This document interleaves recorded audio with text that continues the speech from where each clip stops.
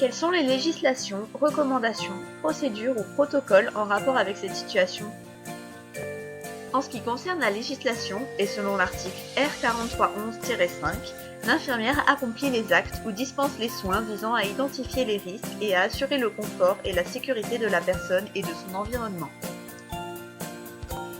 Selon l'article R4311-7, l'infirmier est habilité à mettre en place une aiguille pour perfusion, soit en application d'une prescription médicale, soit en application d'un protocole écrit.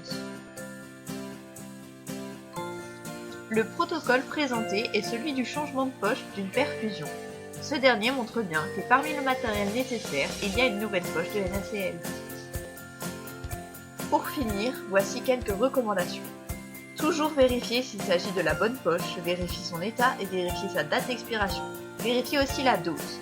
Puis, connaître les antécédents de la patiente et s'assurer qu'elle n'encourt aucun risque. Vérifier le débit de la perfusion par un calcul et donc vérifier que la prescription a bien été respectée. Inscrire la date et l'heure de la pause sur la poche de perfusion.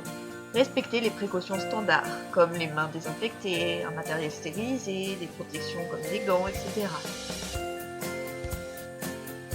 Pour conclure, mon groupe et moi-même souhaitons alerter tout infirmier et futur infirmier, mais aussi les patients ainsi que leurs proches. En effet, ces derniers peuvent repérer une anomalie et agir avant qu'une erreur se produise. C'est pour cela qu'il est impératif de rendre le patient acteur de sa maladie. Les messages de prévention que nous souhaitons faire passer sont les suivants.